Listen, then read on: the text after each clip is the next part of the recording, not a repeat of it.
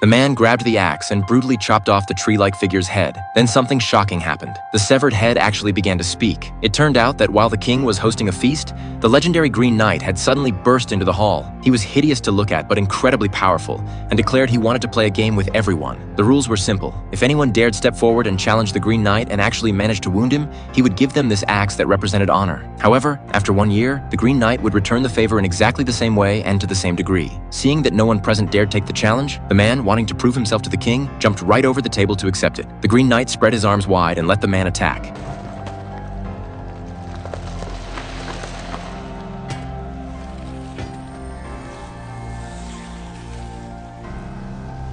The man seized the moment and with one stroke chopped off his head. The man thought he had outsmarted the rules because after a year, his opponent would be dead and unable to seek revenge. But the man never expected that the Green Knight wasn't actually dead. The knight announced the cruel agreement to Gawain, that in 1 year, Gawain must travel north to the Green Chapel to receive the Green Knight's blow.